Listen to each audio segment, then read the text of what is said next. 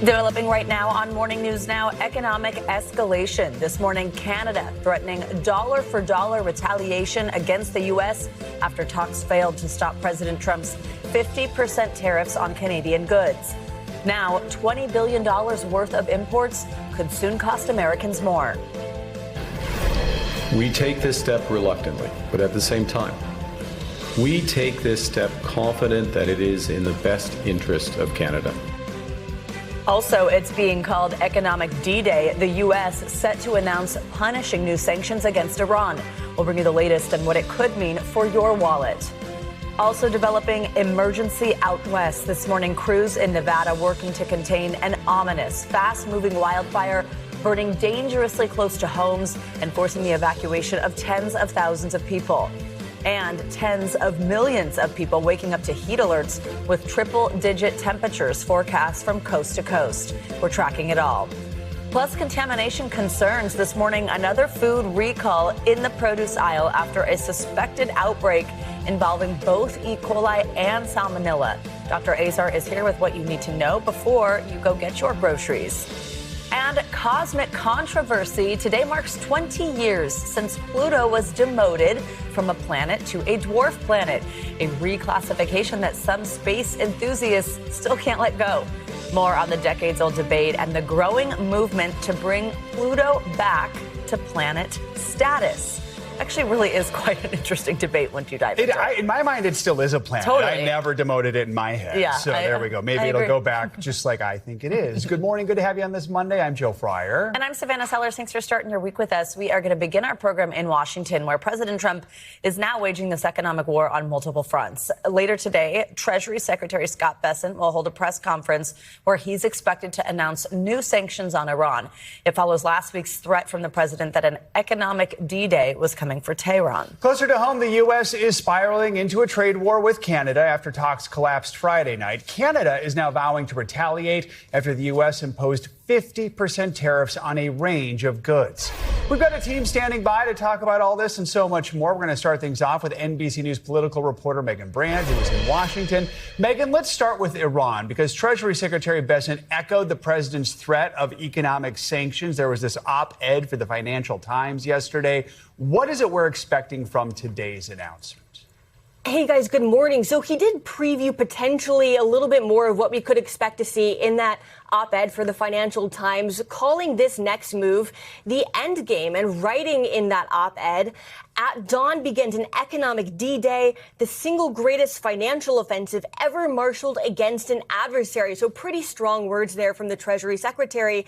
But in effect, he was basically warning other countries not to help Iran financially, making the case that other countries that help Iran financially can also expect to share in this isolation that the U.S. is trying to enact against Iran. And so that press conference is expected to take place later today, where we're expecting to hear details about what exactly he is referring to, because he has not yet unveiled those specific details in that op-ed. But he did provide a little bit of an indication about where potentially, what direction the administration could potentially go in, writing, "The president has created the conditions to leverage every agency, every authority and action many assumed we would never summon," guys. Megan, let's switch to this trade war. Why did the talks with Canada break down? Do we think they'll resume anytime soon?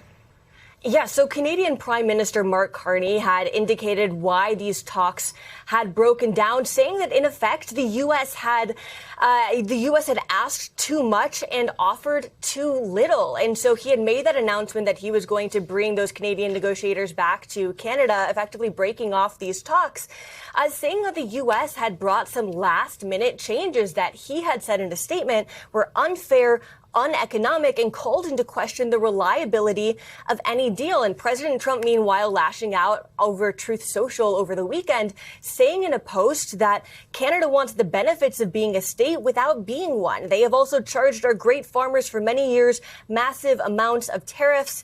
No more. So also over the weekend, U.S. Trade Representative Jameson Greer had indicated that there are no more future talks planned between the U.S. and Canada. And so it's unclear where exactly this could go from here with no future talks planned, guys. But in the meantime, Megan, how is Canada planning to retaliate here?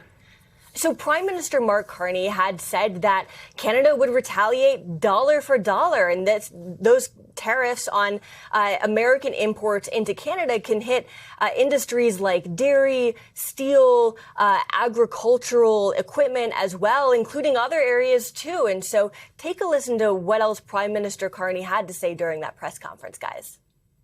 Canada will match Washington's new tariffs dollar for dollar in order to protect Canadian workers, farmers, families, and businesses.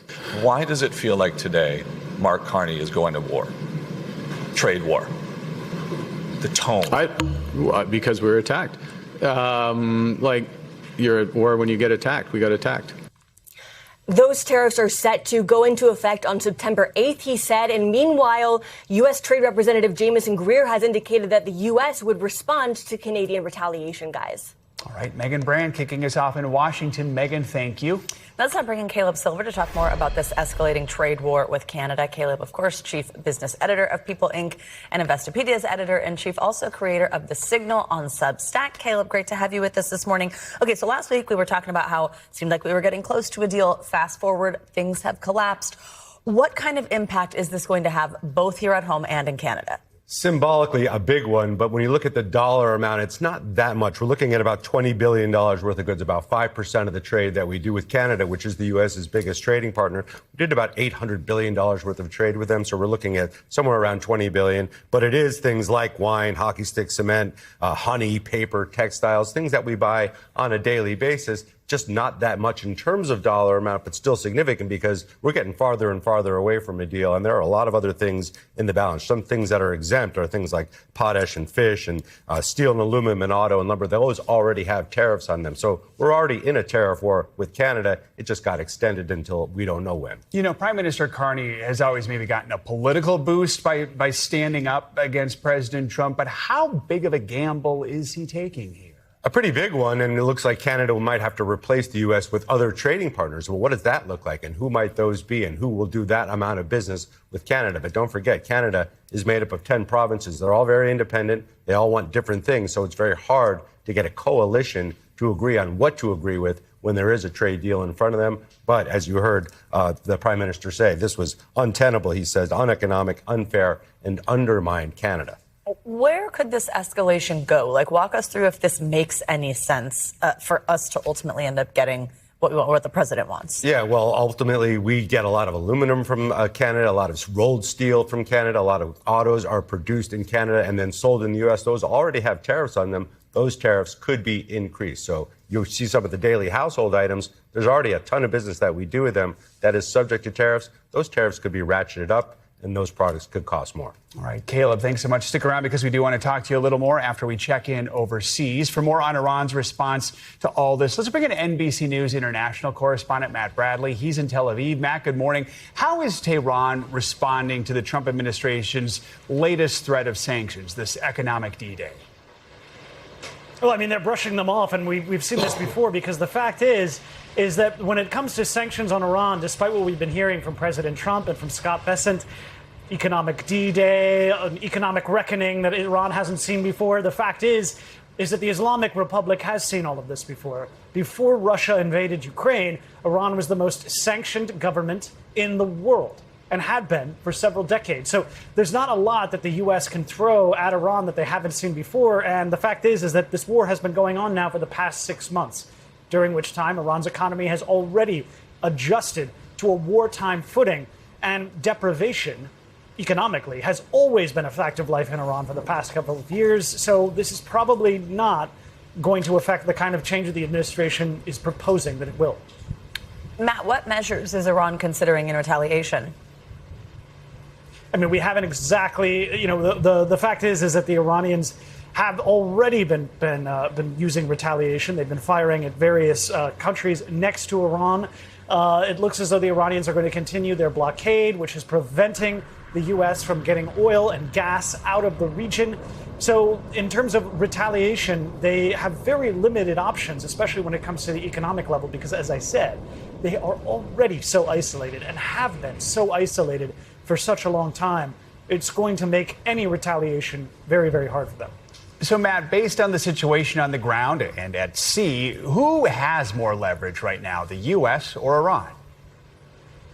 Well, despite what we've been hearing from President Trump, that the U.S. has an enormous amount of leverage, that the Iranians are out of options and have no more cards, it really is the Iranians who enjoy the prime position when it comes to affecting change, when it comes to asserting themselves in the region. They now have almost total control over the Strait of Hormuz, and while the United States does have a huge deployment of naval assets around the Strait of Hormuz, they are not able to affect commercial shipping through the strait in the same way that the Iranians have. So far, it looks as though the number of ships passing through the Strait of Hormuz on a daily basis is down into the single digits and has been for quite a while. So this is going to be a chokehold, not just economically, but also politically and diplomatically. The United States is going to continue to struggle to beat this one trump card that the Iranians have played so well. Matt Bradley in Tel Aviv. Matt, thank you so much. Let's bring Caleb Silver back into the conversation here. So, Caleb, for all this rhetoric about an economic D-Day, as they're calling it, what could Iran have left to sanction that's within U.S. control that would make us feel anything? Well, as Matt put it, we've pretty much sanctioned everything. Energy and petroleum exports, the freezing of assets, the freezing of banking between Iran and other countries and the U.S., the freezing of industrial and manufacturing plant and equipment that goes out to export to other countries. But I think if you read the Secretary of Treasury's letter to the FT, it's sanctioning other countries that do business with Iran. Who are the countries that do the most business with Iran? Russia and China. So what is that going to look like? That could get very complicated over time. And if there's other countries in the Gulf that are helping Iran right now around these sanctions, they'll be punished as well. What does it mean? Potentially higher oil prices. But if you look at the oil market right now, it has not changed. In fact, oil prices are slightly lower, which tells you that investors, especially oil traders, think there's not much left to do here. All right, Caleb Silver, thank you so much. The high-profile murder trial of Massachusetts mother Lindsay Clancy is now entering its final phase. Clancy does not dispute that she killed her 3 young children in 2023, but her attorneys argue she was pushed by postpartum psychosis and antidepressant drugs at the time and should not be held criminally responsible. The defense rested its case Friday, and prosecutors are now calling rebuttal witnesses, including forensic psychiatrist Dr. Avram Mack, who testified that Clancy was severely mentally ill, but was not psychotic and could still distinguish right from wrong. Take a listen. She described that while that was happening, she was saying out loud, "Go to God." As I understand the deaths, they were done methodically, and I think you asked me about that earlier, one by one, in a way that was organized and that was intended to achieve a particular goal. Closing arguments are expected in the coming days. For more on the key legal questions now facing the jury, let's bring in NBC News legal analyst Misty Maris. Misty, good morning. Let's pick it up right there. This argument that she could distinguish right from wrong. How important is that distinction as we get ready to see this case go to the jury? It's actually the key, because a diagnosis of a mental illness, that is not the legal standard for lack of criminal responsibility, Massachusetts' version of the insanity defense. The defense is that there has to be a lack of substantial capacity to distinguish right from wrong, and that Lindsay Clancy could not conform her actions to the law, which is essentially she couldn't control herself. So when you see that idea of, okay, you can still have psychosis, you could have an auditory hallucination, well, the question really is, did she know right from wrong, or could she not control her actions? The defense's final expert reached really a very different conclusion, testifying that Clancy was clearly psychotic, were the words there, not in control of her actions. What does this mean for a jury when they are presented with such conflicting assessments from different experts? This is what we call the battle of the experts. Very predictable that you have both sides coming out polar opposite conclusions, looking at the same pool of information, medical records, and even interviewing Lindsay Clancy. So yes, the defense says that it was actually like a puppet controlling her. Somebody else was controlling the strings, that she thought what she did was morally right. What tends to happen with juries, they're not looking at the expert testimony in a vacuum. They're looking at it in addition to all the other evidence that they heard. They're going in with their own life experience and common sense. Sometimes those experts tend to cancel each other out. That's why you see both sides challenging challenging the credibility of the expert that the other put on the stand. Experts aside, prosecutors are arguing this idea that she sent her husband to go do errands before the killing, that was a sign that she was planning this. How strong of an argument is that? Is that something that can stick with a jury? Well, it's something that prosecutors need to show in order to establish first-degree murder, which requires a showing of premeditation. So any evidence they have that there was planning involved, that this was not something that just happened on a whim, which would be second-degree murder, they need to put that in there. So having Patrick leave the house, mapping out a route, the time that it takes Patrick to get to the CVS, to the place to pick up food, all of that feeds into that argument and is a critical element for prosecutors to establish for first-degree murder. If the jury finds Clancy not guilty because she was not criminally responsible, what happens next here? So she would go to a state-run mental institution. She would be institutionalized. But the difference is first-degree murder is a mandatory life without parole. If she's institutionalized, she would be assessed at different periods of time and could potentially be released at some point down the road. Does the jury have options here? Is a situation where they could be like, okay, we think this, so these are the paths we go down, or is it pretty cut and dry here? They only have... I'm so glad you asked that question. So there's a charging conference today. What we know will be on that verdict sheet, their option: first-degree murder, second-degree murder. Second-degree murder is anything without premeditation, could be like heat of passion. And then the defense wants involuntary manslaughter on that verdict sheet. So that would be that she was taking these medications and she couldn't formulate the requisite intent for the other two. That's still up for debate. So that could really be a game changer. Right in the middle, could you see a compromise verdict? Got it. Misty Maris, always good to have you with us. Thank you so much. And if you or someone you know is pregnant or a new mother and you are struggling with your mental health or experiencing an emotional crisis, know that help is available. You can call the National Maternal Mental Health Hotline. It is on your screen. It's free, it's confidential, and there is support in English and in Spanish. And if you or someone you know is in crisis, you can call or text the Suicide and Crisis Lifeline, that number 988. Let's switch gears here and get to these fires out west. This morning, the race is on to contain these dangerous wildfires burning in Nevada.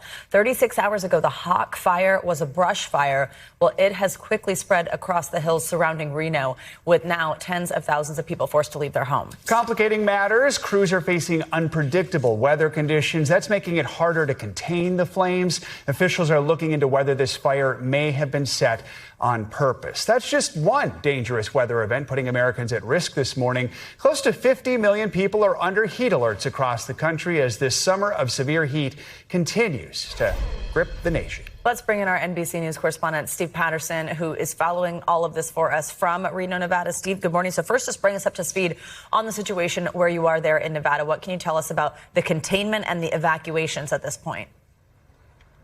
Yeah, the fire's still burning out of control. No containment at this point. You can see the tight perimeter around me, about 90,000 in some form of evacuation zone. Firefighters doing all they can to keep the flames at bay. But this thing raced really fast overnight. It was maybe 5,000, then 10,000, now 15,000 acres. Again, no containment. Firefighters doing the best that they can at this point, guys. Steve, what more do we know about just the damage and how many people have been injured so far in these fires? Yeah, so crews are still assessing the damage. We know there is damage. We know homes have been burned. Crews haven't said exactly how many at this point. They are still working on, obviously, shoring up the perimeter, trying to keep people away from these evacuation sites. Again, 90,000 in those mandatory evacuation. 6 people injured, including 3 first responders, 3 civilians. And this fire is still, again, raging out of control, guys. Steve, Nevada, like we mentioned, not the only state that's dealing with dangerous weather this week. Where else are people feeling the impact of Mother Nature this morning? Yeah, I mean, you mentioned it, Savannah. The heat is everywhere. 50 million under some form of heat alert, really from California to Mississippi. We knew just a few days ago there was a death in Death Valley, California. There was a death in Dallas recently, all due to the heat. Meanwhile, places like Northwest Indiana still recovering from those series of storms that they got, the flooding, still without power 10 days after that severe storm system. They don't have, obviously, the power, the air conditioning, very difficult to deal with really there and across the nation. And the heat is still in the forecast. It's still expected to persist, further fueling, fanning the flames of this fire and fires that are now sprouting up around the country. There was a number of starts over the weekend, guys. All right, Steve Patterson from Nevada for us. Thank you so much, Steve. Stay safe. And for more on the conditions across the country, let's get a closer look at your morning News Now weather forecast. Meteorologist Andrea Romero is here with the latest for us. Hi, Andrea. Good morning. Good morning, Joe and Savannah. We have a lot to talk about this morning. We have that heat. We have storms. Of course, we have that fire threat, and we even have the tropical depression Moki in the Central Pacific. So let's get to it. We're going to begin with the heat alerts. We have that scorching heat affecting much of the southern U.S. We have over 48 million people that will be impacted with these heat advisories, these heat warnings, that some of which will be in effect through Saturday over in the Southwest, where the worst of the heat is probably expected in the next couple of days. We're looking at temperatures ranging in between 100, 110 degrees. Of course, along the Gulf Coast, we're also dealing with a lot of humidity, so that raises the heat index into the triple digits. And this southern sweat, well, it's going to continue throughout the next couple of days. Tomorrow, we're looking at really high temperatures, possibly record temperatures across the region, and that will continue into late week. Look at Phoenix on Wednesday, 116. Thursday and Friday, 112, and in New Orleans will be in the 90s, as well as in Atlanta and Dallas will probably stay in the triple digits the next couple of days as well.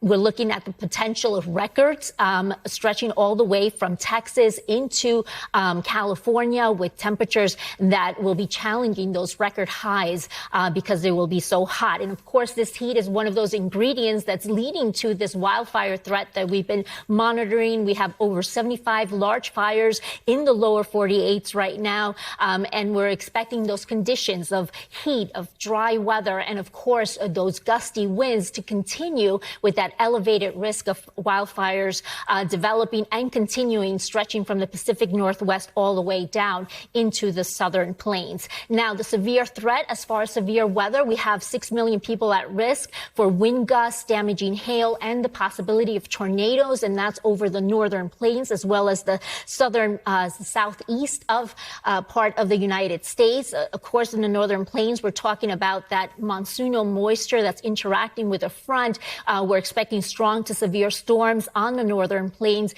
that will continue to move eastward as this cold front sweeps through the upper Midwest. Tomorrow, also expanding that risk, and we will continue to have also the possibility of some storms along the southeast as well for Tuesday. Now, tropical depression Moki, we can see right now, is still bringing some rain south in the southern portion of parts of the Big Island. And of course, the center of the system will continue to weaken as it moves south of the islands, but it will still be close enough to bring some of that moisture, of course, in areas that don't need more rain after they suffered through Hurricane Lala last week. So we're looking at the potential of more flooding across possibly the Big Island and even Maui for today into tomorrow. Back to you guys. All right, Andrea, thank you so much. We have much more to come here on Morning News Now. Later this hour, a star-spangled street race.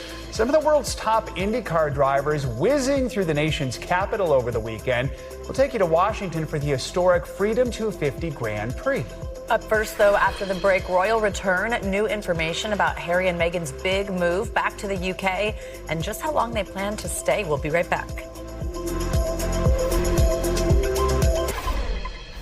We are back now with new details about Prince Harry and Meghan's surprise return to the UK. There's new information that suggests they may not stay in Harry's home country as long as originally thought. NBC News international correspondent Raf Sanchez has more. With Harry and Meghan's return to the UK just days away, major questions remain unanswered about their new life in Britain. Starting with, how long will the family stay in the prince's home country? Their two children, Archie, 7, and Lilibet, 5, are due to start school in September. But a spokesperson for the couple telling the New York Times they only plan to spend an extended period in the UK this autumn. Another question mark over Meghan's potential return to acting. After shooting to fame for her role in Suits, she stepped back from TV work upon marrying into the royal family. Now, there are widespread reports she's in talks with Netflix about a possible role in gangster comedy series The Gentleman, Netflix declining to comment. Action! And perhaps the biggest question of all, can Harry make peace with his brother William, the future king? Harry has had several recent reconciliation meetings with King Charles, who's undergoing treatment for cancer. He said life is precious. I don't know how much longer my father has. But there's no sign of a similar thaw with William. In his memoir, Harry claims his brother physically attacked him in 2019, an allegation William has never addressed. William feels deeply betrayed by all the allegations and all the things written about him.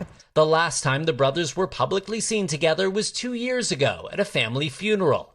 One chance for them to reconcile? Next year marks 30 years since the death of their mother, Princess Diana.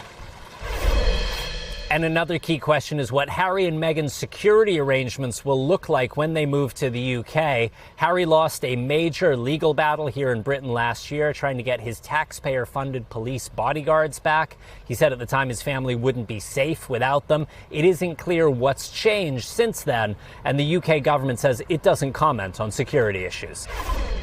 We're back now with a warning from health officials not to eat certain brands of alfalfa sprouts linked to an unusual outbreak involving 2 different types of bacteria. According to the CDC, at least 55 people in 15 states have become sick with either E. coli or salmonella. 4 people have been hospitalized. No deaths have been reported, though.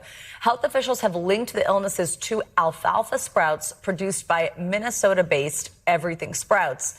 The sprouts were also sold under the Calco brand name. For more on this, let's bring in NBC News medical contributor Dr. Natalie Azar. Dr. Azar, good morning. So what do we need to know about this latest outbreak? And when it comes to E. coli and salmonella, what are the symptoms people should be watching out for?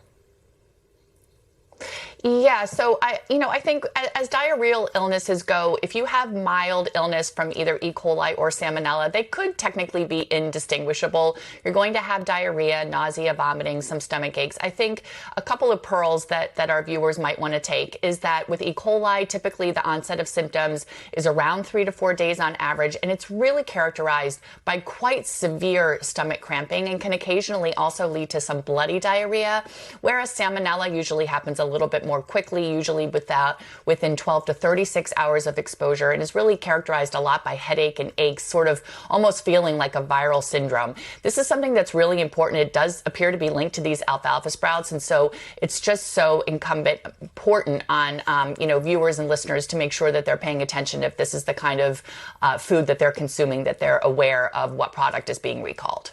Dr. Azar, we have been talking to you about a lot of stuff like this lately. In just the last month, we've also seen E. coli warnings when it comes to blueberries. Of course, there's been this cyclospora outbreak in iceberg lettuce and potentially other produce, salmonella in eggs and jalapeno peppers. I mean, is this becoming more common, or are we just detecting them better and talking about it more? So maybe a little bit of all of those things. Certainly, I think detection has improved dramatically over the last 5 to 10 years. Public health laboratories are now, able to do something called whole genome sequencing, so they can link, different pathogens with different products much more easily. But I think that our perception of risk was really skewed by the cyclosporiasis outbreak this year, and just the sheer massive numbers of people who were infected in this really historic outbreak. The number of unique outbreaks is actually pretty much on par with what we see every summer. Summertime is a peak. We usually do expect to see this around this time of year. And another, component that I think is important, we have a lot of, sort of central manufacturing. So you have one plant that's making a lot of different products, and they send it out to all of these different retailers, and each one of those products could actually trigger a recall. So sometimes the recall number may not actually match the number of true outbreaks, if that makes sense. Yeah, I mean, so many of these recent outbreaks, they do involve fresh produce. These are foods people usually eat raw. What makes produce especially vulnerable to contamination, and just what are some of the things we can do at home to reduce our risk? Yeah, it's interesting, Joe, when you basically gave the answer right there in the question, because when we talked about cyclosporiasis, no one's cooking their salad lettuce, right? So that really is the issue with produce. It's so vulnerable because people do consume it raw. And so, we will go back to the basics.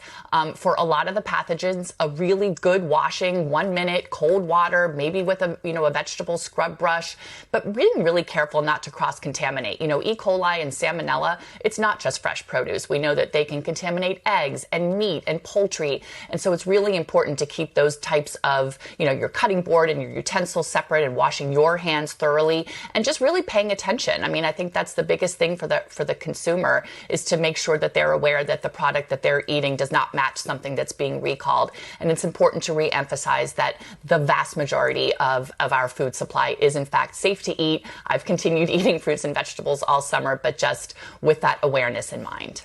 Doctor, is there any way that we could try to get ahead of this sort of like before another one happens with another type of produce? Can resources be devoted to that? Yeah, I mean, that is certainly what our public health, folks are trying to do. We have discussed, in the past that there were significant cuts to that public health infrastructure and workforce last year. But experts say that that's probably hasn't really amounted to that much of a significant impact now. But this is all about, the supply chain is pretty complex, right? So there is from agricultural exposure, the irrigation waters and the soil. So any place along that chain, contamination can happen. And awareness is really everything. That's the biggest way to get ahead of this. All right. Dr. Azar, as always, thank you so much. Well, staying with health news, as doctors and researchers continue to learn more about the wide impact of GLP-1s on people's health, some women are making a joyful discovery of their own.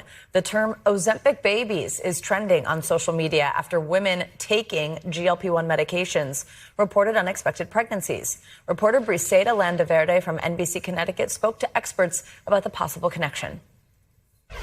An unexpected way into motherhood. A lot of patients are going on these GLP-1 medications primarily to lose weight, and there's been an uptick in unintended pregnancies due to it. Mother to Baby is a national nonprofit organization collecting research on GLP-1 medications and women's fertility. Sharon Boyer-Levine is the Connecticut coordinator and is a genetic counselor at UConn Health. They're very popular now. Levine says women are not purposely taking GLP-1s to conceive. Instead, she says research shows women who lose weight on the medications and who may have previously struggled with fertility are seeing a rebound. So their fertility may have been suppressed because of weight or because of blood sugar control. And once they take these medications, their fertility returns. Levine says addressing obesity before pregnancy is an important step in maternal health. According to Mother to Baby, being overweight can come with added risks, like having miscarriages, birth defects, and getting gestational diabetes. You want to not have to deal with as many other medical issues as you can so that you can focus more on a healthy mom gets us a healthy baby, right? Although the research shows women are seeing improvements in fertility, the manufacturers recommend stopping the shots or pills at least 2 months before pregnancy. None of it is suggesting that there is a high risk for adverse pregnancy outcome or birth defects. So that's good news, but we don't have enough information to say for certain, is there any risk? Studies including over 1,000 women using GLP-1s during the first trimester do not show an increase in the chance of birth abnormalities. That's according to Mother to Baby. First trimester is when all the organs are forming. And so that's the period of pregnancy where we're most concerned that outside forces could potentially increase the chances for certain structural birth defects. So we're not seeing that. GLP-1s are not recommended for expecting mothers because continued weight loss could impact the baby's growth and development and increase the risk of complications, including low oxygen levels, low blood sugar, high red blood cell count, and difficulty maintaining body temperature. We don't have the same amount of information for individuals who continue to take the products in the second and the third trimester of pregnancy. Dr. Jason Schneider with UConn Health is also following the breakthroughs in women's health and says he's seeing new evidence on how the medications may impact birth control. It's important that if you're on oral birth control, that these medications can make them less effective. As experts look to study more research, they say GLP-1 medications are emerging as another tool in the toolbox, helping women get in a healthier place before trying to conceive. I think anytime there's something that can make us better, that can increase our chances of a healthy pregnancy and a healthy outcome, I think those are all positive things. and that we need to collect this information so that we can be sure there aren't any caveats or anything that we've missed. Bracita Landaverde, NBC Connecticut News.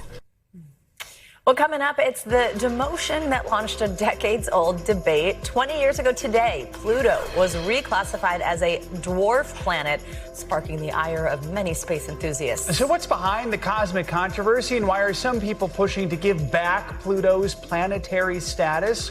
We've got an expert standing by to answer your questions. Don't space out. Morning News Now. We'll be right back.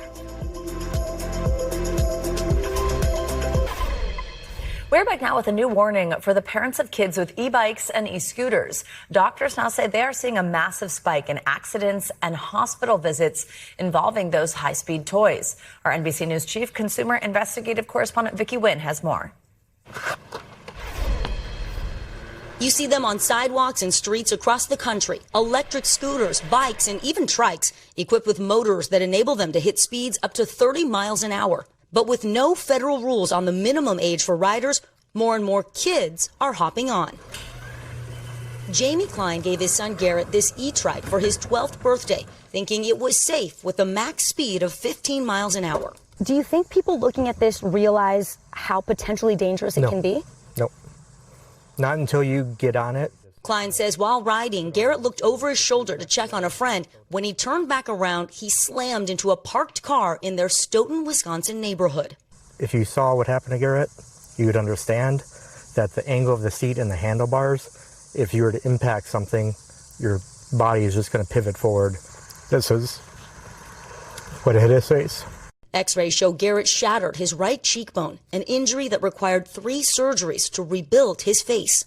New data shows emergency room visits for e-bike and e-scooter injuries among kids and teens have jumped more than 600% in the last 3 years, with head and neck injuries among the most common. We're hearing and seeing this across the United States. Pediatric emergency doctor Nick Cannell says he's now treating at least 1 child a day for e-bike or scooter injuries at American Family Children's Hospital in Madison. What kinds of injuries are you seeing in the ER? We're seeing severe head injuries with skull fractures and bleeds. We're seeing injuries to the extremities, and we're seeing internal injuries even to the organs inside. He says e-bikes' quick starts, stops, and high speeds are especially dangerous when combined with kids being inexperienced riders and distracted by cell phones.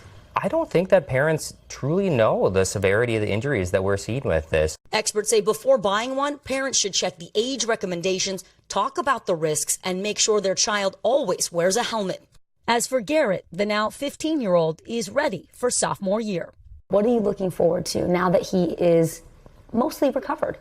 Being able to interact with his friends again, make new friends, graduate high school, and then hopefully have a successful future. Vicki Nguyen, NBC News, Madison, Wisconsin.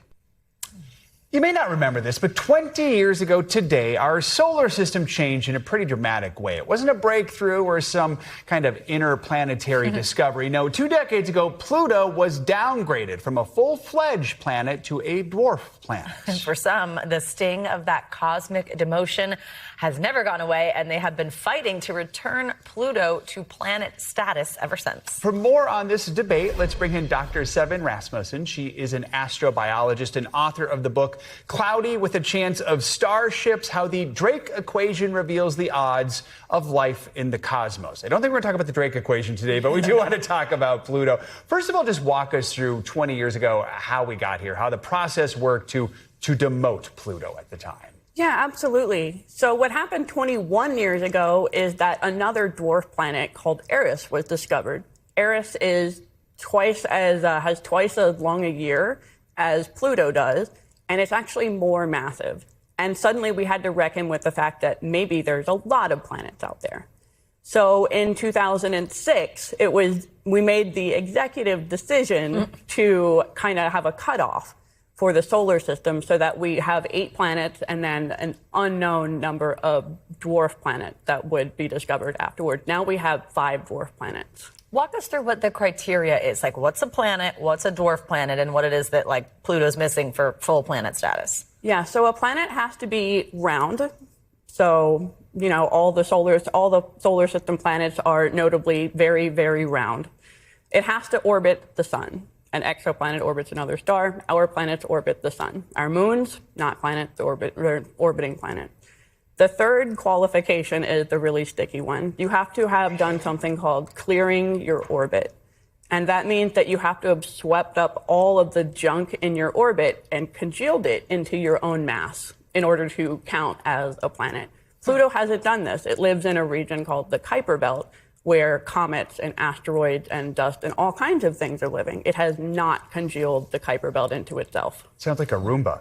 So you describe how when you were 13, how disappointing this was for you. We know NASA Administrator Jared Isaacman, he'd like to see Pluto promoted once again to return to that status. What's the debate? Is this like a politician sort of versus scientific community thing, or is there some debate within the scientific community as well to bring Pluto back to planet status? I would say that it's definitely a politics versus science in this case, because it's not just NASA that is thinking about Pluto. It was actually demoted by the International Astronomical Union. So the entire world came together and said, Pluto, you're not a planet anymore. So regardless of what we feel, the scientific consensus is that it really isn't a planet, and it's best to keep 8 planets and a growing number of dwarf planets. The scientific consensus really is there for Pluto's not a planet. What are we still hoping to learn about Pluto? There's a lot we can still learn about Pluto, because Pluto is actually a fascinating, very active object. I would say that it's kind of like a very volcanic object, except the volcanism is all from ices that are happening. We can see that the heart shape, the Tomball Regia that we saw in 2015, that is an active volcanic ice region. We can also learn about the Kuiper Belt itself and the comets that come from it. And we can also kind of tie it into the interstellar comet visitors that we've been seeing in the last few years. By studying Pluto, we can learn more about where comets came from and how they delivered important molecules to the Earth, and how we can expect to study other solar systems. So bottom line, what would you tell your 13-year-old self and all the others out there who would love to see Pluto become the 9th planet once again? Look, dwarf planets are so cool on their own. And there's a lot we can learn from those as well. Absolutely. There's still so much to learn. All right. Dr. Rasmussen, good to have you with us. Thanks so much for joining us for this conversation. Coming up on Morning News Now, a retro revival that's got a lot of people flipping out. I traded my smartphone for this flip phone 4 days ago. I love it. I love it. I love it. Hello. That's right.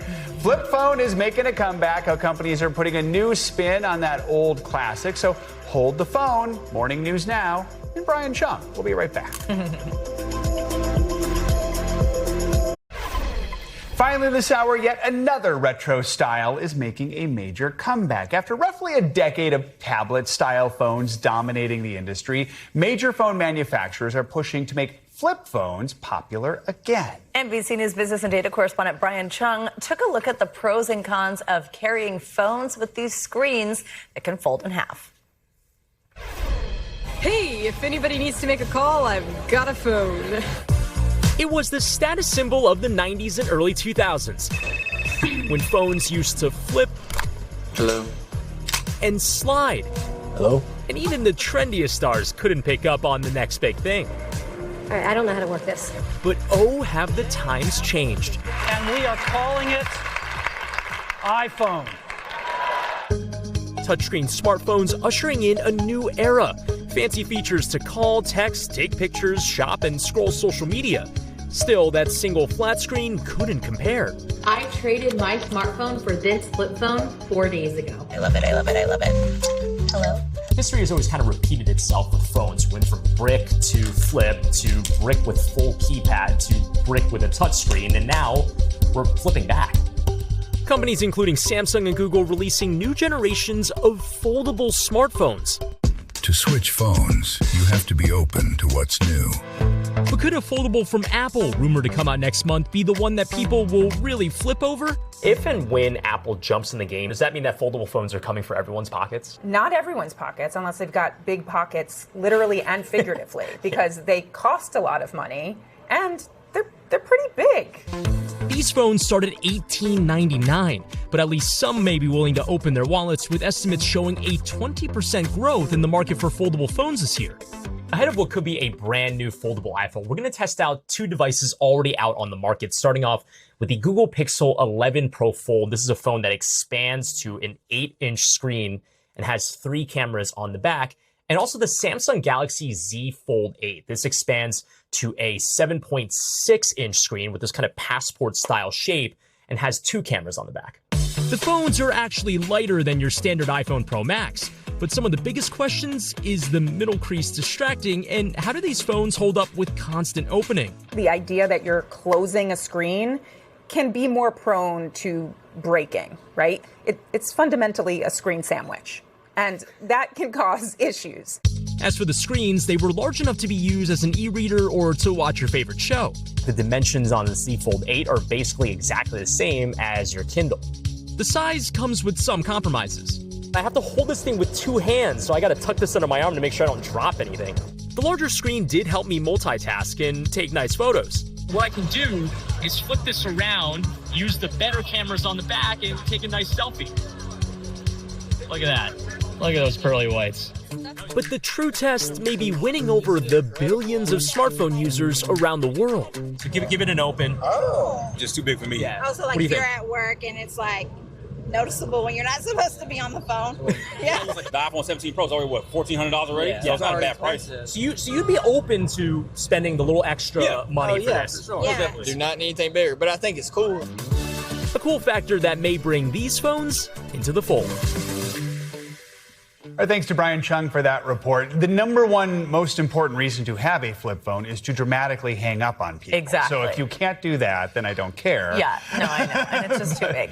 You know, I could see you, though, having like an OG flip phone. Oh, I would love that. Right? I love my red Razor. I had the red. Yes, exactly. No, it was the best. Like It was the best. You couldn't do anything with it but make a phone call. Right. It's so true. But you're right. Like that was what was kind of fun about it, and that's not really the point here. No, maybe you could do this. Yeah, on the I feel like speakerphone. I'd break it. I'm done. Bye. Yeah, exactly. Does it for this hour of morning news now. Stay with us, though. The news continues right now.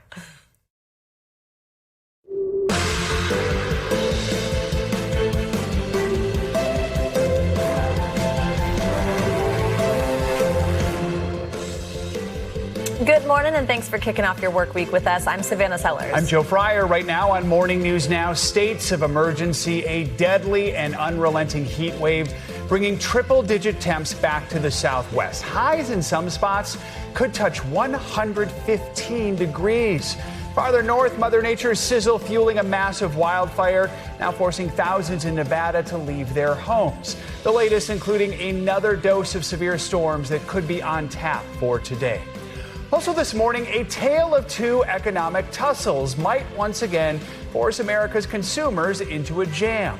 The Trump administration expected to lay out more sanctions on Iran later today after the commander-in-chief promised an economic D-Day. And over the weekend, Canada's prime minister snapping back at the White House, those high-stake tariff talks now tanked. We can't control the storm that blows in from Washington. We've been under no illusions. We recognized from the start that America has changed. More on that sharp response from our neighbors to the north, how it all could impact your bottom line sooner rather than later. Plus, could a political reckoning soon be on the way over those controversial data centers popping up all over the country? How top Republicans are processing the deeply unpopular hot button issue ahead of November as President Trump goes all in on AI. And we are flipping the script on self-care. It is a brand new kind of beauty boom that has the boys shelling out big time for the latest lines of luxury skin and grooming products. Which ones are actually worth the splurge? We're washing your wallet later in the hour. See, we're washing it, not watching it. Yeah. So it is Like fun to face see. wash. It is fun to see I get everyone it. taking part in all the different Yeah. serums and creams Yes. and all that. So I'm Absolutely. eager to see what tips Vicky has for us. Let's start this hour with the soaring temperatures and the dry conditions that are fueling a destructive new wildfire in Nevada. The flames have already forced tens of thousands of evacuations, and another 40,000 people are also being urged to leave as first responders fight to keep that fire in check. One that investigators investigators believe is human caused. It all comes as this summer's dangerous heat refuses to let up in the South. Millions are under new heat alerts today as the nation's extreme temperatures turn deadly over the weekend. Our NBC News correspondent Steve Patterson is out in Reno, Nevada with the latest. Steve, good morning. Hey, good morning. This fire now racing to more than 15,000 acres. It's injured 6 people, including 3 first responders, as firefighters, hundreds, are now doing all they can to keep the flames at bay. This morning, a state of emergency is growing in Nevada as firefighters race to contain a rapidly expanding wildfire near Reno.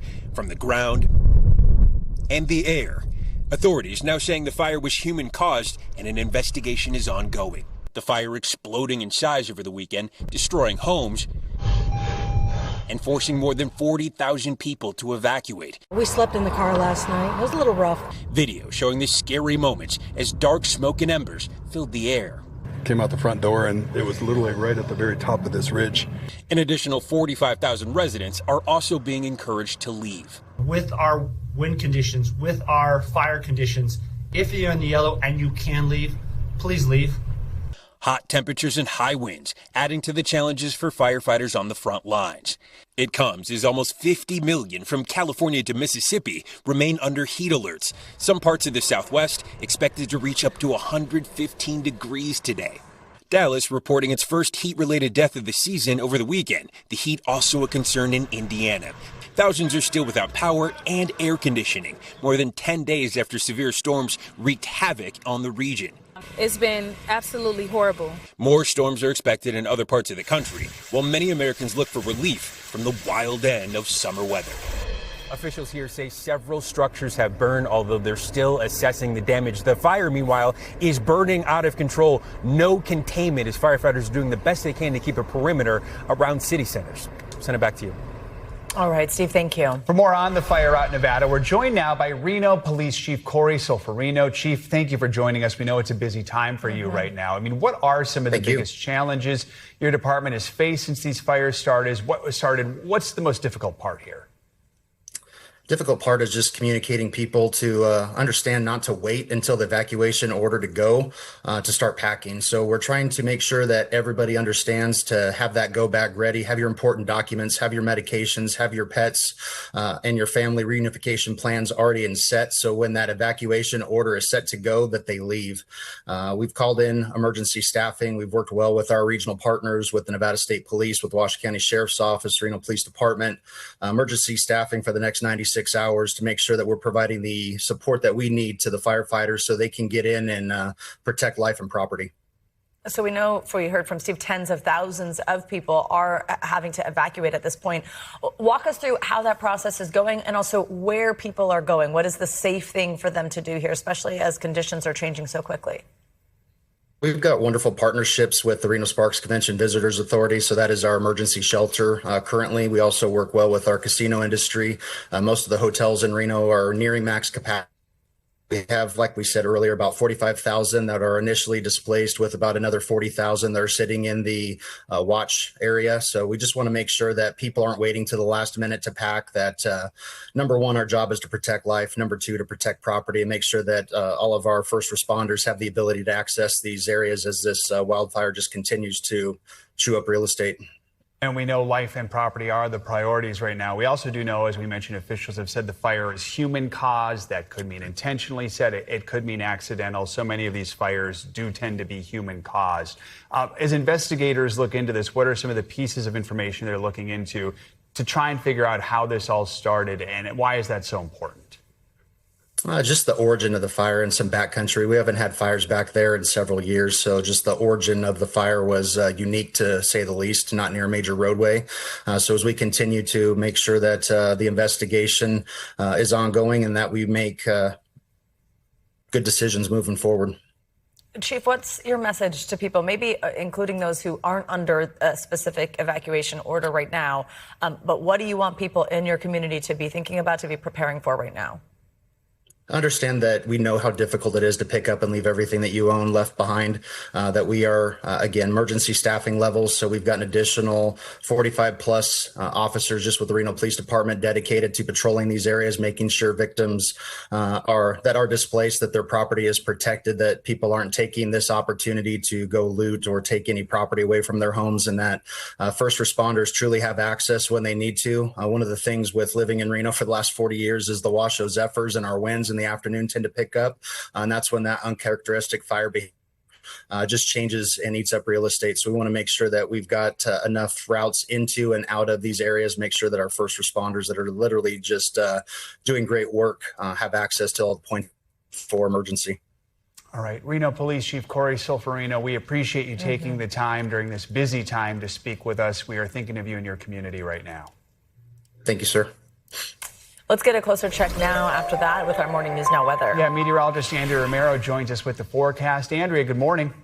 Good morning, Joe in Savannah. We're going to begin talking about that heat, that expanding heat wave, dangerous heat wave that's gripping the southern tier of the U.S., where we're expecting over 48 million people to be impacted by these heat alerts all the way through Saturday, possibly for the desert southwest and parts of California, where we're expecting probably the worst of the heat. We can see those triple digits expanding all the way across into Florida with the heat index, which will be in the triple digits due to that humidity that would also be impacting this area. And we can say we're not going to see much relief tomorrow or the next couple of days. In fact, this whole week, we're looking at really hot temperatures, temperatures that will be close to 112 degrees in Phoenix on Thursday and Friday, close to 101 in Dallas, and in the 90s in Corpus Christi and in New Orleans, even into Atlanta. So this heat will continue. And of course, that's part of the problem that we have with these wildfires that continue to impact.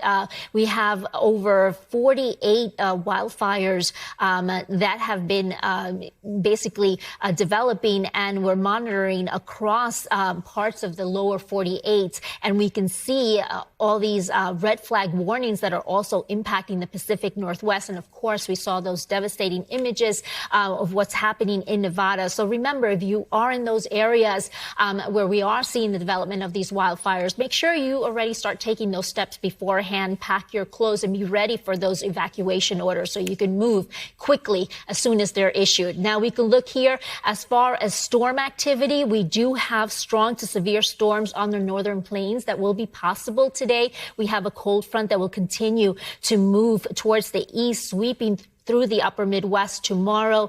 We have the threat of downpours, of course, damaging wind, damaging hail, and isolated tornadoes. And we do also have some activity that could impact the southeast part of the country. As far as the rainfall forecast, 1 to 3 inches is what we're expecting. Now, in the central Pacific, we continue to monitor tropical depression Moke. We can see that we are having some shower activity right now in the southern portion of the Big Island. The center of this tropical depression is expected to stay south of the islands, which is good news, but some of that moisture can still impact those areas that were hit so hard by Hurricane Lala last week. So any rain, any additional rain that could fall, of course, will aggravate the situation and can lead to some flooding concerns in parts of the Big Island and even parts of Maui today into tomorrow. So that's all I have for now. Back to you guys. A lot to cover there, Andrea. Thank you so much. In Washington, the Trump administration is turning up the economic heat on multiple fronts. Later today, Treasury Secretary Scott Bessent is expected to announce a new wave of sanctions on Iran. Closer to home, the U.S. Canada trade war is intensifying after talks between both sides collapsed Friday night. NBC News senior White House correspondent Gabe Gutierrez joins us with more on all of this. Gabe, good morning. Hi there, Joe. This morning, President Trump, as you mentioned, is increasing economic pressure against a foe, Iran, and a longtime American ally, Canada. Both could mean American consumers end up paying more.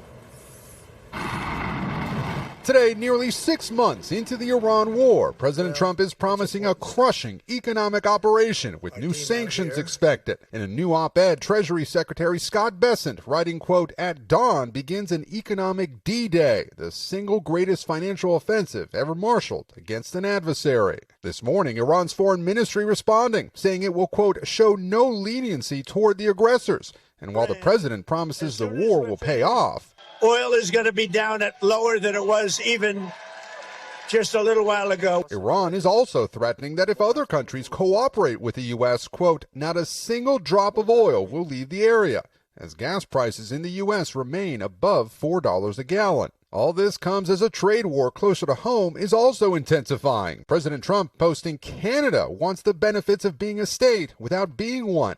He's now imposing 50% tariffs on a variety of Canadian goods, from refrigerators and paper plates to hockey sticks and liquor.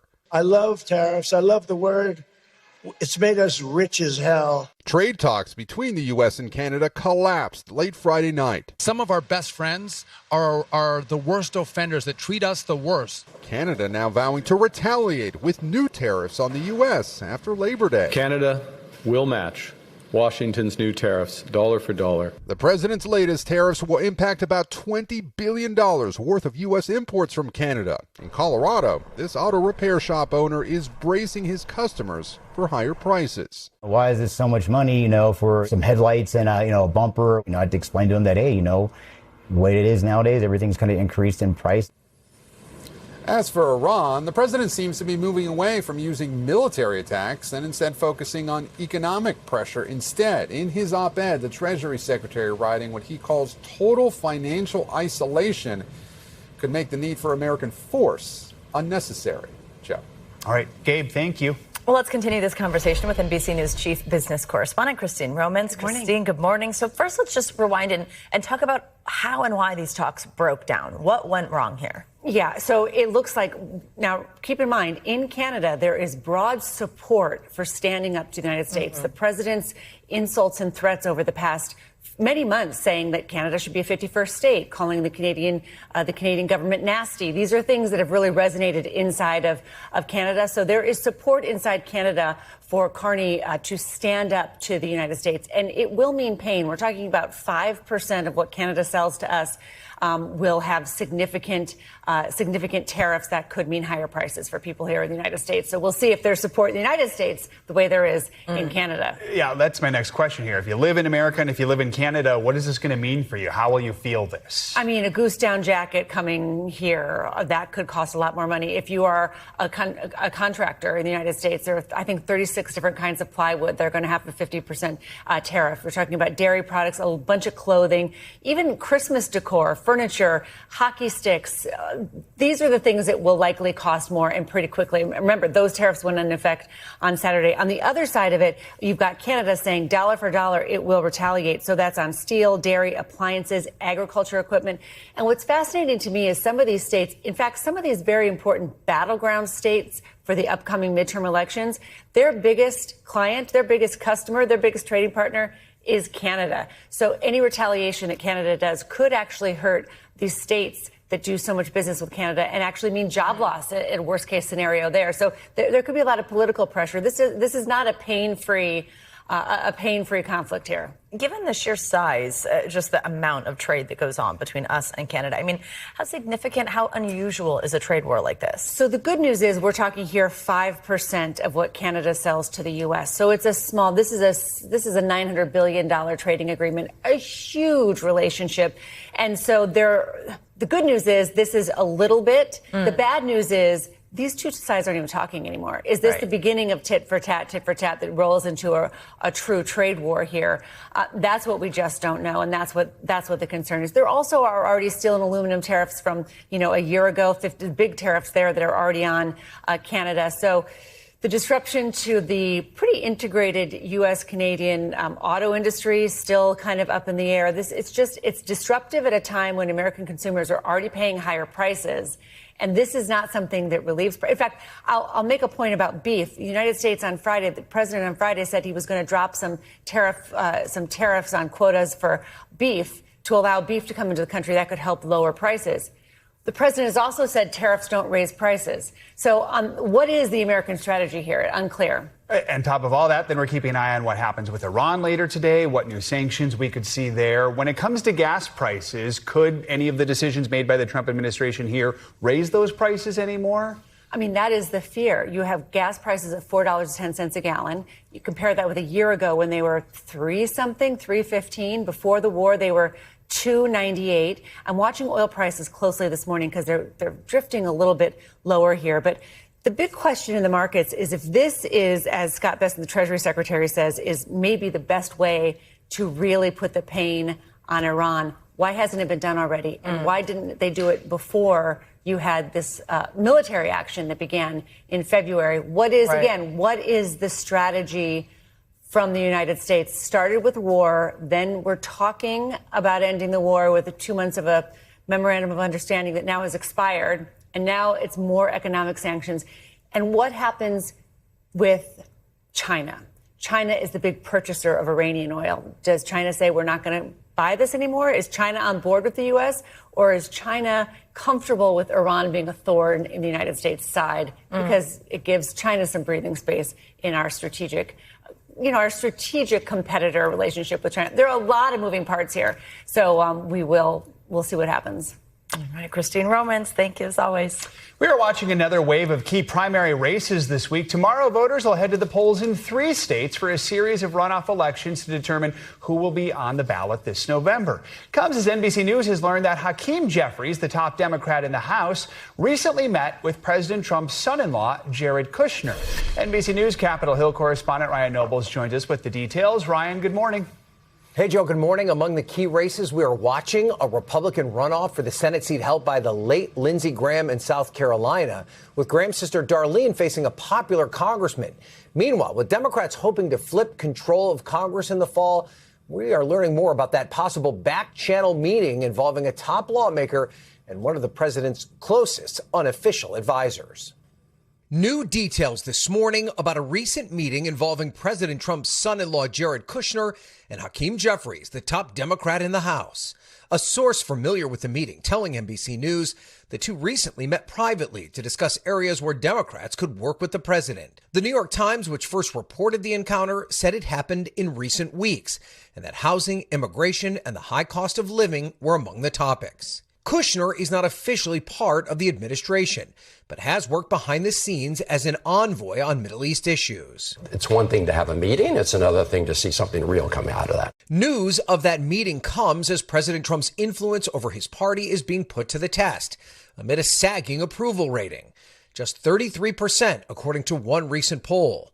The president working to turn out supporters who may be less likely to vote in the upcoming midterms. Pretend, please, that I'm on the ballot. The political spotlight also back on South Carolina, with a Republican runoff in the race for the Senate seat held by the late Lindsey Graham, pitting 5-term Congressman Ralph Norman against Graham's sister Darlene, a political newcomer with the support of President Trump, who rallied for her on Friday. She loves South Carolina.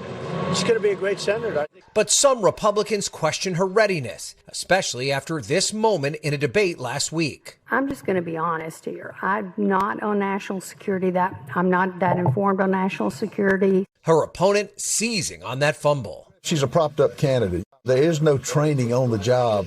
Graham, who took her brother's seat after his death, pushing back. The critics say I shouldn't run for the Senate. They say I'm not a politician. You know what I say? Guilty as charged. And perhaps setting expectations overnight, President Trump touted the power of his endorsement in Republican primaries, but then also said that the few that lost were done out of loyalty, saying for some it was impossible for them to win.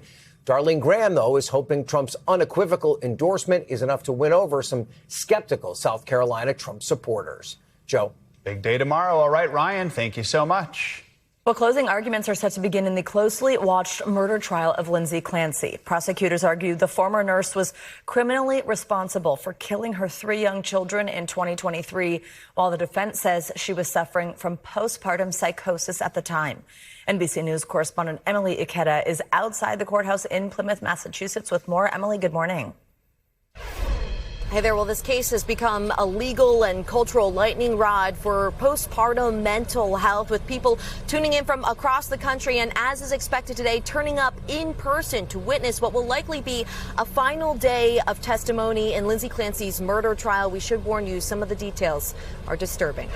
This morning, Lindsay Clancy's widely watched triple murder trial now entering its final stretch. Commonwealth versus Lindsay Clancy. The defense rested its case on Friday with testimony from a forensic psychiatrist who says Clancy was in a state of psychosis when she strangled her 3 children in 2023. It was almost like she was a puppet and someone else was pulling the strings.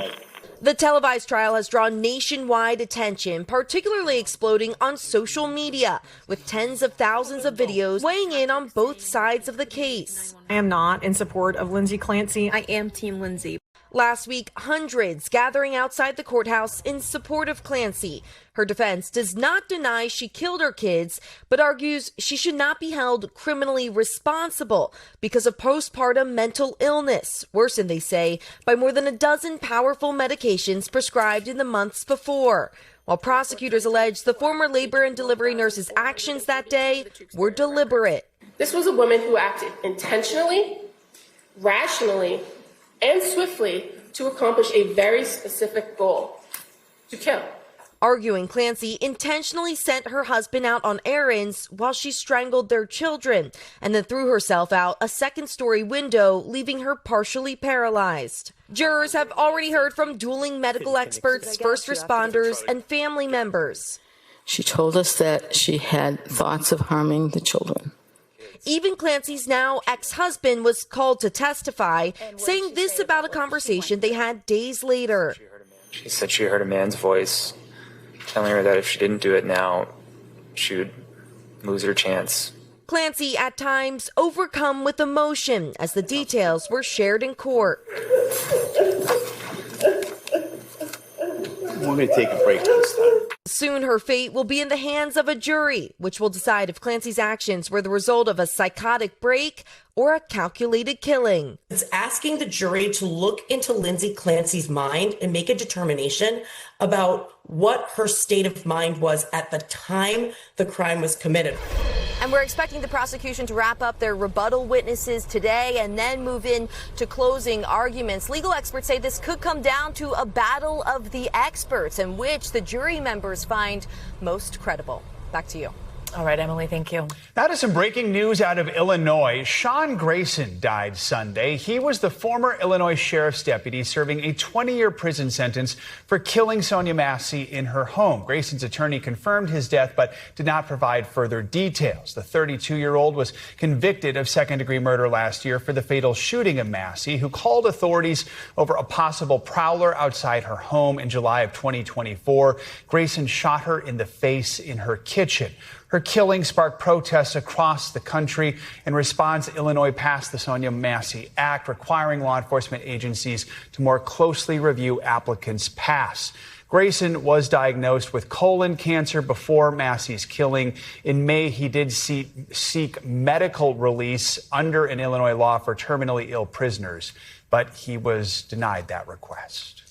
There is much more to come on this hour of Morning News Now, including why some top Republicans are changing their tune on those controversial data centers ahead of November's pivotal midterms. First, though, after the break, Usain Bolt, or Bucket of Bolts, the record-breaking bot out of Beijing, who may just give the Jamaican legend a run for his money, well, until it has to stop. We'll explain. Stay with us.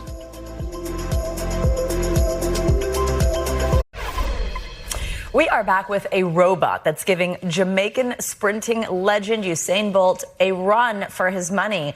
The speedy robo-runner beat Bolt's famous 100-meter record at the World Humanoid Robot Games in Beijing. It is one of the latest developments in China's dash to the top of this emerging industry.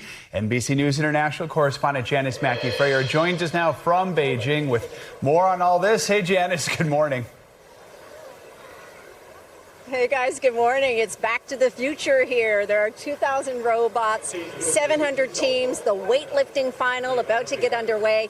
They're also competing in events like kickboxing and Tai Chi and really mundane stuff like connecting cables. This is all designed to showcase how the robotics industry is evolving here and also to grab attention, which isn't hard when some of the robots are running so fast. There's a padded wall and a stretcher at the finish line.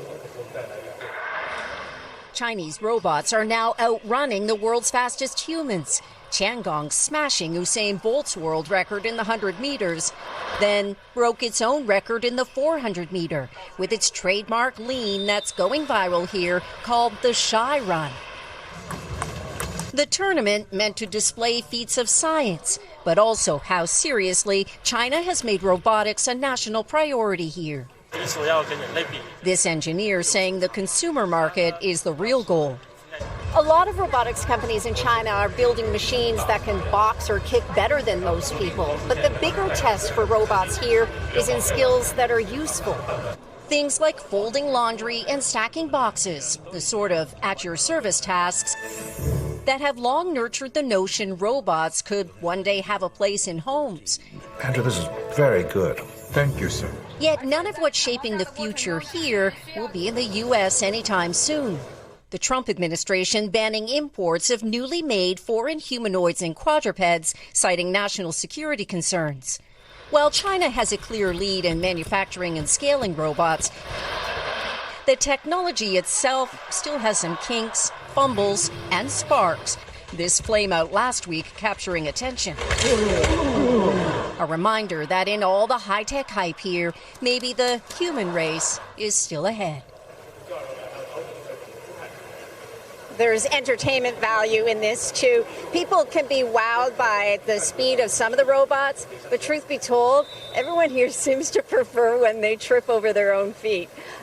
This is the second year that the robot games have been held in Beijing. They're heavily promoted by the government. It's part of a strategy to turn the spectacle of all of this into a commercial industry and ultimately an economic win for China.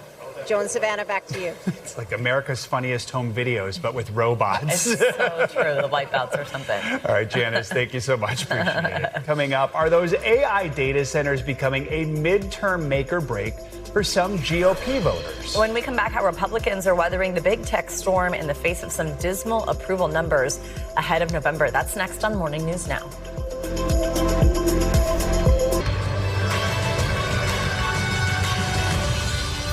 We're back now to a closer look at what's making news in the world of politics this morning, starting with President Trump's new plan to lower beef prices, now facing some pushback from U.S. ranchers and some Republican lawmakers. Let's bring in NBC News political reporter Megan Brand for more on that and other Washington headlines. Hey, Megan, good morning. Hey, Joe and Savannah, good morning. Let's start with President Trump announcing he would suspend tariffs on ground beef imports. That decision is now getting some backlash from his own party. Republican lawmakers from agricultural states like Nebraska, Iowa, and Montana have publicly criticized this move over the past couple of days. Nebraska Senator Deb Fischer said she was, quote, extremely disappointed. And Nebraska Senator Pete Ricketts said that the move, quote, compromises Nebraska farmers and ranchers.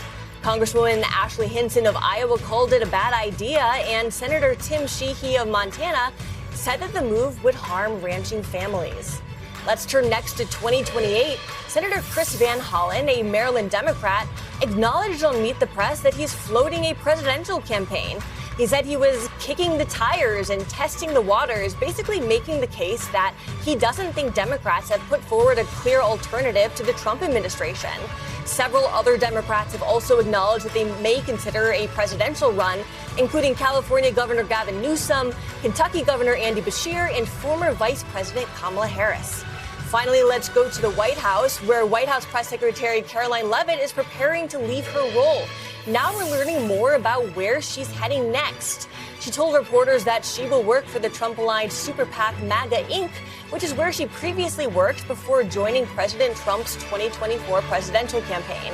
She hasn't announced yet what her new role will be. And that's a look at what's making news in politics this morning. Guys? All right, Megan, thank you so much. Well, now I want to take a look at a debate that is emerging as a top issue for voters ahead of the midterms. It's the development of AI data centers. Many Americans are skeptical of seeing these facilities built in their cities because of both environmental and economic costs. Now, the novelty of this debate has left politicians divided as they look to win voter support in several key battleground races this November. Let's bring in NBC News politics reporter Alan Smith, who took a look at how Republicans are navigating this in an article that's out on NBCnews.com this morning. Alan, good morning. Thanks for being here. So, unlike most pressing political issues, the development of AI data centers does not fall really here along ideological lines. A recent survey, it found that 75% of voters oppose building these AI data centers where they live. If we break that down, it's 83% Democrats, 66% Republicans. What are some of voters' biggest concerns here? Well, Savannah, voters are super concerned about the environmental impacts of these data centers. But on the other hand, they're also worried about what an AI-fueled future is going to bring them. And these data centers kind of represent in physical form what that future might be. Now, what's also really interesting in the polling is that regardless of geographical or educational background, these data centers are very unpopular. It's pretty evenly split among rural, urban, and suburban lines, and also whether or not you have a college education. So this is an issue that really pulls across ideological lines, too, as really quite unpopular. In your piece, you wrote that trying to figure out then a strategy on these data centers is more difficult for Republicans. A few days ago, we kind of saw this sort of publicly play out in Ohio, a key battleground state. Walk us through why this is. Well, it's a little bit trickier for Republicans because President Donald Trump has really promoted the development of data centers across the country as kind of a key economic plank of his agenda. I mean, the AI boom is really, really critical for the president, and he has been kind of publicly promoting data centers as necessary. He has been arguing that communities should be welcoming these developments. So Republicans are trying to navigate that on the trail. And look, I mean, after 2024, the party really worked to build better relationships with the tech leaders. That was also pretty big for Republicans. So now they're dealing with having a closer association with the big tech leaders as this backlash is ongoing. How are some of the politicians you spoke to navigating this issue ahead of the midterms? Well, I think someone who had a really interesting proposal was Vivek Ramaswamy, who's the Republican gubernatorial nominee in Ohio. He wants the data center companies to pay the full cost of electricity bills and property taxes for voters who live in a certain vicinity near one of these developments. Now, Ohio's home to kind of one of the largest data center booms of any state in the country. And as some folks caught with this NRSC memo last week, Republicans are quite concerned the impact that anti-data center advertising from Sherrod Brown, who's the Democratic Senate nominee, is having on the Republican candidate in that state. So Ramaswamy is kind of out there alone in proposing a solution like this, and he thinks this is the path forward for Republicans across the country. All right, Alan Smith, thank you so much. Appreciate it. Great reporting. Thanks, guys. Coming up, it's the latest beauty industry boom that's courting a somewhat unlikely consumer. When Morning News Now returns, why more men are looking to drop top dollar on products like multi-step skin routines and other grooming mainstays, making this a summer of self-care for men. Stay with us.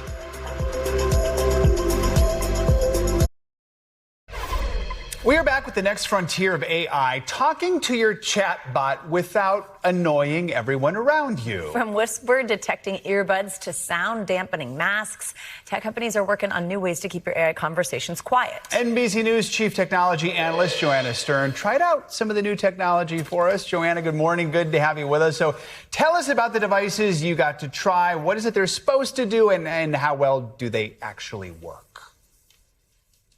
Well, you know how annoying it can be. You're sitting in your office and someone is yammering loudly to their chatbot. And so the whole purpose of some of these new devices is so that the chatbot can hear you, but everyone else around you doesn't hear you.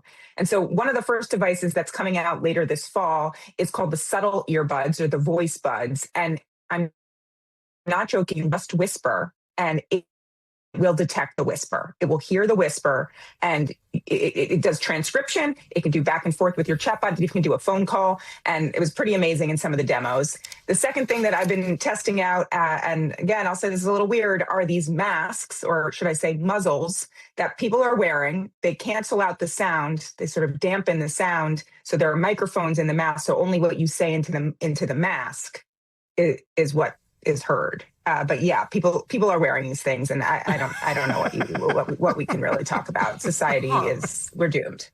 Yeah. Okay. Yeah. Oh, that's so interesting. I'm not here with good news on Monday morning. We're self-muzzling now. Joanna, I think when I use a chatbot, which I do sometimes, depending on what I'm doing, I'm typically typing to it. But you're talking about when somebody's talking to them, and tech leaders are saying that talking could actually start to replace much of the typing that we do with AI. How close are we to a voice-first future? And is this whole point sort of that it's just like getting easier and easier to talk to them, almost like they're a human? Yeah, look, we're really close, and we're hearing a lot of tech executives talk about this right now. OpenAI, Google, et cetera, are all working on better dictation, but also just better voice interface with the chatbot. So dictation being when you go to your phone and ask it to do a voice to text, right? That is getting considerably better. Lots of startups working on that problem and using AI to solve that problem. And then we have the other category of, hey, I just want to talk to my ChatGPT. I want to talk to my Gemini. I'm going to use voice. And I'm going to hear back a really natural human-like voice, but it's really AI. And so these are the two camps that are both getting much better, and Silicon Valley is really focusing on.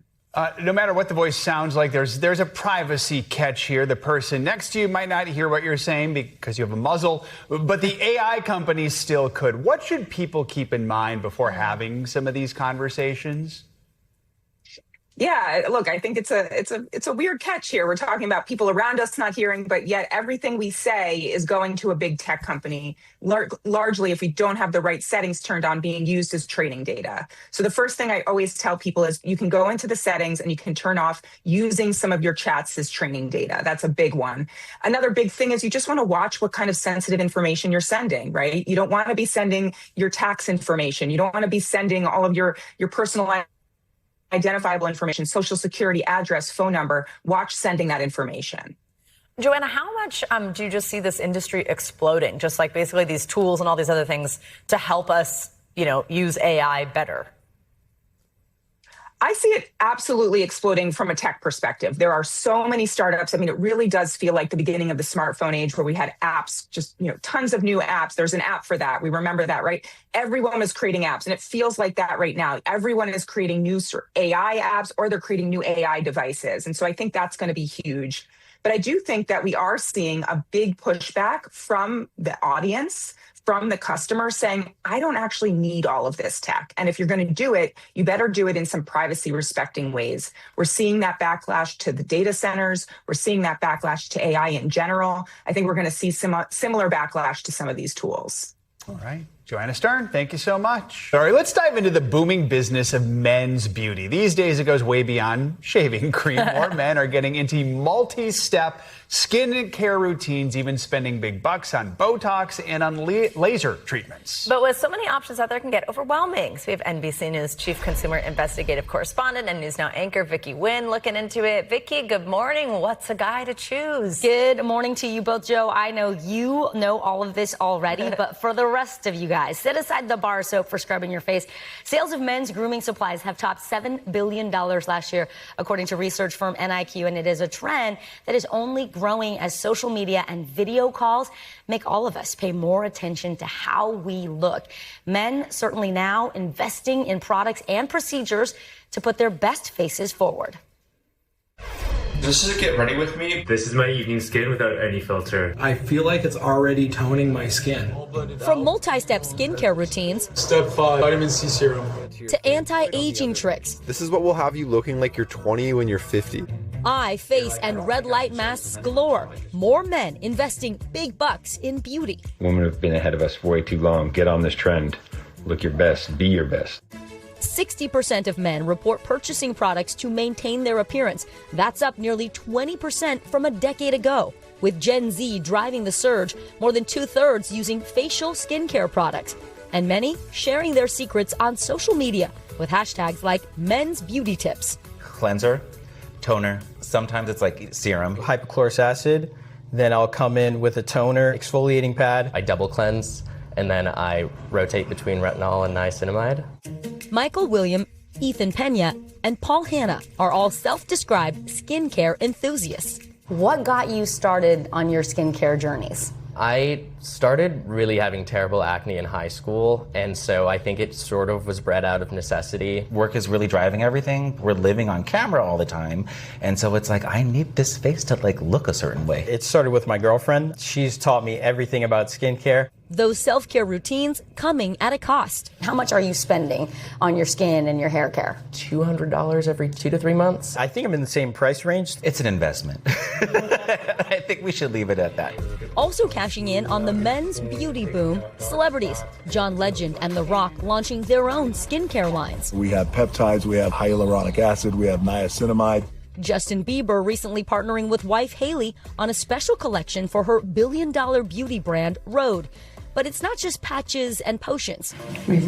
A growing number of men like Michael also opting for tweakments, like lasers, peels, and injectables that can cost hundreds, even thousands of dollars per visit. When did you decide to take the extra step and start coming to a med spa? This was after I turned 30, and it was a game changer. I think a lot of guys get really nervous that they're gonna leave looking like a Ken doll with huge lips. I still look like myself. I just look like I got some sleep. The male aesthetics market, including treatments like Botox, fillers, and lasers, growing a whopping 70% since 2021. I'm seeing multiple men a day. They are coming in and being like, you've been treating my wife for the past 3 years. I want to do what she's doing. Molly Orden is a board-certified physician's assistant at Jecht Medical Spa in New York City. What are the things men are asking for? Jawline is a really big one. That people want a stronger, more enhanced jawline, more chin projection. When considering a treatment, Molly says look for licensed medical professionals. Start with a consult to review goals and risks, and check before and after photos and read those online reviews. And what's your message to men who are watching and skincare curious? It's an act of self-care, just in the way that working out is, or eating healthy. The only one judging you is yourself, so just get out there and do it. I like to follow what Deion Sanders said back in the day. Look good, feel good, play good. I always love a good Deion Sanders quote. All right, a 5 to 10 step skincare routine or a trip to the spa. Certainly not for every guy out there, but don't worry. The dermatologists we spoke with say a lot of people just need 2 to 3 products for healthy skin. A good facial cleanser, a moisturizer, and most importantly, SPF daily, that sun protection. You can start small and build your routine. And by the way, guys, a lot of products will be marketed for men or women, but at the end of the day, all the active ingredients are the same. So if you're a guy, you want to experiment, you can try your wife, your girlfriend, your sister's products, dabble a little bit. Ask for her permission, of course, but that's a way to get into it. Right, exactly. Don't squeeze it all out with your big hands, your man hands. That's good advice there, because I'd say, because I have an extensive routine every night, and none of the products I use are marketed for men only. Right, exactly. So, Look, it's showing, it's paying off. Good for you. There you go. I'm wearing no makeup. This is just all au natural. Same. Same. Totally. That was fun. Totally. Thank you, Vicki. Appreciate it. All right, coming up, they say the customer's always right, but to one pizza shop owner in the Bronx, they're worth a little more than that. After the break, we'll head uptown to a slice spot that's helping the boroughs hungry, one hot, fresh slice at a time. That is next on Morning News Now.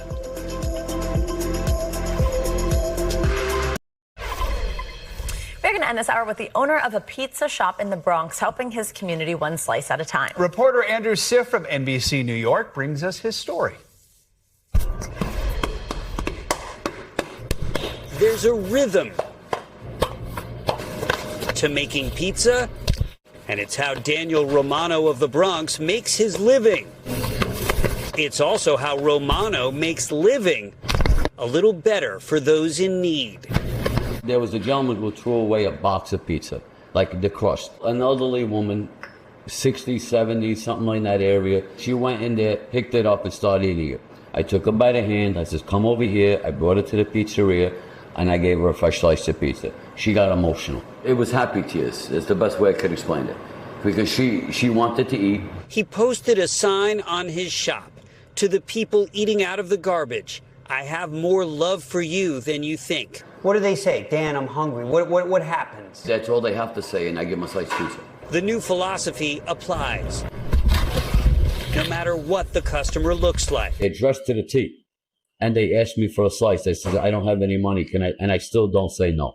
Hello, Romanos. Words spread like sauce on a fresh pie. And new visitors stop by the pizzeria on East Tremont Avenue. God bless you. Anytime. It's really touched by it.